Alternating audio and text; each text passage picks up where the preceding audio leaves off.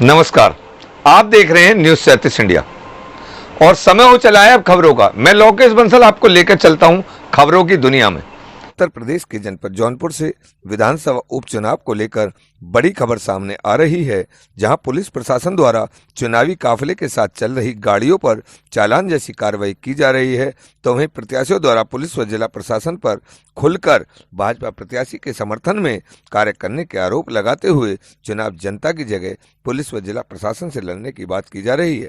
आपको बता दें कि जनपद जौनपुर के मलहनी विधानसभा में आगामी 3 नवंबर को होने वाले उपचुनाव को लेकर जिला व पुलिस प्रशासन प्रत्याशियों की हर तरफ निगरानी रख रहा है और ऐसे में पुलिस प्रशासन प्रत्याशियों के काफिले में दौड़ रही गाड़ियों पर खास तौर से नजर रख रहा है। और आज पुलिस प्रशासन ने निर्दलीय प्रत्याशी धनंजय सिंह के काफिले में दौड़ रही करीब 10 दोपहिया वाहनों को लाइन बाजार पुलिस व सीओ सिटी रणविजय सिंह ने थाना क्षेत्र के जगतगंज में प्रचार के दौरान रोक का चालान कर दिया। हमारे संवाददाता से बात करते हुए निर्दलीय प्रत्याशी धनंजय सिंह ने कहा कि चुनाव को लेकर कोई लड़ाई नहीं, चुनाव तो एक तरफा है। यहाँ पर मुझसे कोई चुनाव नहीं लड़ रहा, यहाँ पर तो जिला निर्वाचन अधिकारी और पुलिस से चुनाव लड़ा जा रहा है। यहाँ पर जो लोग चाय की दुकान पर समर्थन में बैठे हैं और चाय पी रहे हैं, उनको पुलिस प्रशासन द्वारा उठाकर उनकी गाड़ियों का चालान किया जा रहा है। जिला प्रशासन पूरी तरह गुंडागर्दी पर उतर आया है, जहां भी मौका पा रहे हैं वहीं गाड़ियां पकड़ रहे हैं। लेकिन हम बता देना चाहते हैं कि वे कितने लोगों की गाड़ी रोकेंगे। हमारे हजारों लाखों की तादाद में समर्थक हैं। ये लोग मुख्यमंत्री को गुमराह कर रखे हैं कि हम आपको चुनाव जीत कर देंगे। वहीं इस मामले में सीओ सिटी रणविजय सिंह ने बताया कि किसी का मेरे ऊपर कोई दबाव नहीं है, जो नियम के अनुसार है वह किया जा रहा है। जो भी आचार संहिता का उल्लंघन करेगा उसकी गाड़ियां सीज की जाएंगी, चाहे कोई भी पार्टी का हो। जो भी आचार संहिता का उल्लंघन करेगा उसके खिलाफ सख्त से सख्त कार्रवाई की जाएगी। संवाददाता विश्व प्रकाश श्रीवास्तव की रिपोर्ट। देखा है सामने आप लोग सभी लोग पत्रकारगण महोदय सब यहाँ पे खड़े थे और जिले के सभी प्रशासन के अधिकारी यहाँ पे खड़े थे। यहाँ पे जितने भी माननीय सांसद जी के धनंजय सिंह के समर्थक अपनी गाड़ियों से अपने अपने घर पे खड़े थे, अपने बाजार में खड़े हैं, उनको घर से उठा ले आ रहे हैं और स्टिकर चिपका करके उनका चालान कर रहे हैं और अनावश्यक परेशान कर रहे हैं। यहीं बगल में कल भाजपा ने अपना कार्यक्रम किया, वहाँ पे 2000 कार्यकर्ता आए थे और 50-50 नहीं 200-200 के संख्या में लोग आए, उनका किसी का चालान नहीं किया गया। और अभी आप लोगों ने आंख से देखा है और रिकॉर्डिंग भी किया है, इधर से भाजपा की मोटरसाइकिलें जा रही थी, उसका कोई भी चालान नहीं किया गया। सिर्फ हम लोगों का चालान किया जा रहा है और गाली गलौज से लड़कों से बात किया जा रहा है और धमकी दी जा रही है अलग से कि अगर आप लोग इस तरीके से करेंगे तो आप लोग को जेल भेज देंगे। और मेरे यहाँ के सभी कार्यकर्ताओं को और शरीफ लड़कों को उठा करके जेल ले गए और थाने पे और सिपाहियों के एक बैठा करके आप लोग के सामने भेजा गया। माँ बहन की गाली दी जा रही है, एक तरफा कार्रवाई कर रही है, एक तरफा कार्रवाई कर रही है और नाम लिख रही है, नोट कर रही है और धमकी दे रही है, कह रही है कि आगे से हाँ बीजेपी वालों के और उच्च अधिकारी अभी आप लोग के सामने उन्होंने कहा है, अभी आप लोग के सामने उच्च अधिकारी ने कहा, आपने पूछा है उनसे, उन्होंने कहा है कि मैं जिले का उच्च अधिकारी हूं, ये ऊपर से आदेश है। आप लोग के सामने उन्होंने इस शब्द को कहा है। ये एक पक्षी कार्रवाई हो रही है, एक तरफा कार्रवाई हो रही है। आप लोग खुद आंख के कल ही आप लोग देखे हैं कितना बड़ा प्रोग्राम हुआ है और उसमें कितना आया है। रोके नहीं रहे। चुनाव आयोग से शिकायत है कि यह अन्यायपूर्वक कार्रवाई हो रही है, इस पर ध्यान दे। और सत्ता पक्ष के लोगों के दबाव में, यहाँ की सरकार के दबाव में ये प्रशासन पूरा काम कर रहा है और धमकी दे रहा है, घर घर घूम घूम के कह रहा है माननीय सांसद जी के धनंजय सिंह के समर्थकों को कि तुम लोग अगर दिखाई पड़े तो ठीक नहीं होगा। चुनाव वन साइडेड है, कोई लड़ाई नहीं है। चुनाव यहाँ जिला प्रशासन मुझसे लड़ रहा है, खासतौर से यहाँ के जो जिला निर्वाचन अधिकारी हैं या पुलिस प्रशासन के बल पे यहाँ पर जो लोग चाय की दुकान पे समर्थक हैं, बैठे हैं, चाय पी रहे हैं, उनको उठा के उनकी गाड़ी पकड़ के ले जाना है। गुंडागर्दी एकदम उतर आए हैं। बक्सा में, सिकरारा में, कहीं भी जहाँ मौका पा रहे हैं वहीं गाड़ी पकड़ ले रहे हैं लोगों का। कितनी गाड़ियाँ पकड़ो, कितने लोगों को पकड़ो, हज़ारों लाखों की तादाद में हमारे समर्थक हैं। क्या करोगे आप, कितना पकड़ पाओगे तुम? आप अपने लोग तो हैं नहीं आपके पास। खाली यहाँ पे चुनाव जो है सत्ता प्रशासन ने बोल रखा है, मुख्यमंत्री जी को गुमराह कर रखा है कि हम चुनाव जीत के दे देंगे। समय बताएगा जनता, चुनाव होने दीजिए, 10 तारीख को रिजल्ट बताएगा। और पूरी तरीके से ये यहाँ पे सपा और भाजपा दोनों मिल के चुनाव लड़ रहे हैं मुझसे। चुनाव मैं अकेला हूँ, एक तरफा चुनाव है मेरा, ये दोनों मिल के मुझसे लड़ रहे हैं। नहीं, आप इसकी शिकायत अरे मैंने election commission of India, chief election commission of India को किया। मैंने प्रधानों को, अभी एक प्रधान की आया था, लेटर गया है, प्रधान को बुला के डीएम डांट रहा है कि तुम जो है हम लोगों ने एक सुलभ उसका सार्वजनिक शौचालय का उद्घाटन किया था और उसकी गाइडलाइन है भारत सरकार की, स्टेट गवर्नमेंट की है, ex MLA, x MP, MP, MLA sitting सब कोई भी कर सकता है उसका।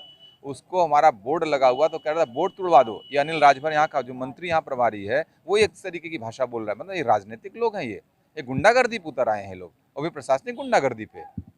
इनको तमीज नहीं है। चुनाव आयोग आंख बंद करके बैठा हुआ। मैं ऑब्जर्वर से बार बात कर रहा हूँ, लेकिन जनता जवाब देगी। चुनाव आयोग नहीं भी जवाब दे पाएगा तो जनता जवाब देगी इनको इस चुनाव में। यानी आपको प्रताड़ित किया जा रहा है। एकदम पूरी तरीके से प्रताड़ित किया जा रहा है। लोग सड़क पे उतरेंगे। मैं बता दे रहा हूँ जो हालात ये लोग पैदा कर रहे हैं। शांति से चुनाव चल रहा है, हम लोग अपने गांव लोग हमारे चुनाव लड़ रहे हैं। इनको ठहरने कहीं गांव में बीजेपी के लोगों को गांव में जगह नहीं मिल पा रही है, स्थान नहीं मिल पा रहा। सारे समर्थक हम लोगों के साथ खड़े हैं। आप वोट कटवा कहा जा रहा है। है वो तो आप पुराने जितने रिजल्ट उठा के देख लीजिए। स्वामी चिन्मयानंद जी भी हमारे खिलाफ लड़े थे 2004 में लोकसभा, तब भी आप देख लीजिएगा। और जब भी ये लोग हमसे लड़े हैं 2002 में भी हमारे खिलाफ लड़ी थी भारतीय जनता पार्टी आरएलडी गठबंधन। 2200 वोट पाए थे भारतीय जनता पार्टी और आरएलडी गठबंधन मेरे खिलाफ इंडिपेंडेंट, तब भी मैं 2002 में जीता था। समझ रहे हैं? तब भी कांग्रेस भी लड़ी थी। आप लोगों को मालूम हो, राजनीति सपा बसपा सब लड़ी थी, तब भी हम चुनाव जीते थे। फिर हम 2007 जीते, समझ रहे हैं? फिर 2009 तो लोकसभा थी, भारतीय जनता पार्टी किसी तरीके से अपनी जमानत बचा पाई थी। हम लोग 3 लाख से अधिक वोट पाए थे बहुजन समाज पार्टी से। काहे नहीं, यहीं पे इसी रारी में उपचुनाव हुआ था 2009 का। भारतीय जनता पार्टी 5000 वोट पाई थी, हम लोग 78,000 वोट पा के चुनाव जीते थे। कौन सी बात करता है लोग? राजनीतिक शब्दावली नहीं है, राजनीतिक शब्दावली नहीं, बोली भाषा नहीं इन लोगों के पास है। एकदम उजड्डता पे उतर आए हैं। हम लोग संस्कार तरीके से चुनाव लड़ रहे हैं। मैं बार बार ये आग्रह कर रहा हूँ आप लोगों के माध्यम से, माननीय मुख्यमंत्री से आग्रह करूंगा कि माननीय मुख्यमंत्री जी जौनपुर का मल्हनी का चुनाव निष्पक्ष कराएं। हम लोगों का कोई वो नहीं है। इस तरीके से गुंडागर्दी यहाँ पे जो जिला प्रशासन कर रहा है उसे कृपया करके रोके, क्योंकि प्रदेश का मुखिया जो होता है उसके लिए प्रत्येक व्यक्ति एक समान है। मैं उनसे यही आग्रह करूंगा। धन्यवाद। बीजेपी के कल सांसद ने मन से कहा है कि धनंजय सिंह को हमारी सरकार की योजनाओं का लाभ नहीं मिलता, इसलिए उनको पैसे और पिस्तौल की जरूरत है। ऐसा है कि वीरेंद्र मस्त जी को मैं बहुत कायदे से जानता हूँ, ठीक है? वो हम लोगों के साथ बहुत अच्छे संबंध भी रहे हैं, किसान नेता बनते हैं। उनको यही नहीं मालूम पेंशन दे रहे हैं वो। अरे ये पेंशन की योजना नहीं है, ये तेलंगाना में केसीआर की एक योजना थी जिसमें उन्होंने पर एकड़ 5,000 रुपये 2 फसली के देने की बात की थी। उसी की नकल करने का प्रयास किया भारत सरकार ने, और उसमें जो है इन्होंने 6,000 रुपये 3 किस्तों में 2-2 हज़ार रुपये देने की। इस देश में किसी को भिखमंगाई के लिए पैसा मत, खैरात मत बांटिए। लोगों को हाथ में रोजगार दीजिए, काम दीजिए लोगों को। उनके किसानों की उपज का उनको उचित मूल्य में उचित बाजार दीजिए। उनको हर ब्लॉक स्तर पे, उनको जिले स्तर पे अच्छी मार्केट दीजिए ताकि अपनी उपज पैदा करें, ले जाके बेच सकें अपने उसको। सड़े ना लोग, अनाज सड़ते रहते हैं। अनाज आज तक हम लोग देख रहे हैं पिछले 5, 6, 7 सालों में जौनपुर में लॉजिस्टिक के नाम पे कुछ नहीं बना, कोल्ड चेन के नाम पे कुछ नहीं बना। आखिर किसान है, किसान जाएगा कहाँ? आप केवल फर्जी बातें करके ये ना, और इनके सांसद लोगों को खुद नहीं मालूम है कि भारत सरकार की योजनाएं क्या हैं। ये लोग हवाई झूठ बोलने के, एकदम झूठ की बुनियाद पे खड़े हैं। वास्तविक रूप से भी अगर कोई योजना भारत सरकार, तो भी ये लोग जनता के बीच में बताने में आप पूरी तरीके से अक्षम है। केवल मोदी जी और योगी जी के नाम पे लोग नारा लगा के बस चुनाव लड़ना चाहते हैं। नीचे की जमीन धीरे धीरे खोखली होती जा रही है। भाई नेता ऊपर से अगर कोई काम करता है, मैं काम कर रहा हूँ, पर नीचे ग्राउंड पे हमारे वर्कर नहीं ठीक तरीके से चीज़ों को ले जाएंगे तो हम ऊपर ही रह जाएंगे। तो वही हाल जो हो रहा है मुझे ऐसा ही देखने को मिल रहा है। इनकी बोली भाषा आप उठा के देखिए, जितने मंचों से लोग बोल रहे हैं, दे आर टारगेटिंग मी। अगर मैं ताकतवर नहीं था यहाँ पर, अगर मेरे साथ जनसमर्थन नहीं है, तो यहाँ पे हमसे क्यों परेशानी? लड़ो ना तुम चुनाव। पूरा प्रशासन, पूरा तंत्र हम ही को क्यों नाम लेने पे चले हो? और वीरेंद्र मस्त जी को ये बता दूं कि भाजपा की योजना नहीं होती, सरकार किसी दल की नहीं होती है। सरकार तिरंगे के नीचे चलती है। कम से कम वो बहुत सीनियर सांसद हैं, सांसदीय मर्यादा को समझें और बोली भाषा अपनी अच्छी रखें। व्यक्तिगत टिप्पणियों से बचें लोग। और लोकतंत्र कैसे मजबूत होता है, वो चंद्रशेखर जी के साथ बहुत दिन वहीं बैठ के राजनीति किए। उन्होंने ही भारतीय जनता पार्टी से उनको पहली बार टिकट दिलवा के सांसद बनाया था। वो उनके नहीं हुए, वो दूसरे के क्या होंगे। तो कम से कम मर्यादित रहें। चंद्रशेखर जी ने बहुत मर्यादित राजनीति की है इस देश में।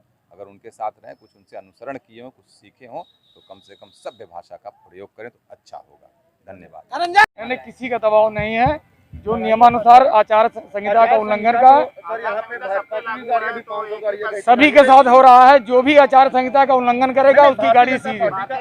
चाहे कोई पार्टी हो, चाहे कोई पार्टी हो, जो भी आचार संहिता का उल्लंघन करेगा उसके खिलाफ कार्रवाई होगी। कल आप लोगों ने देखा है बस होगी।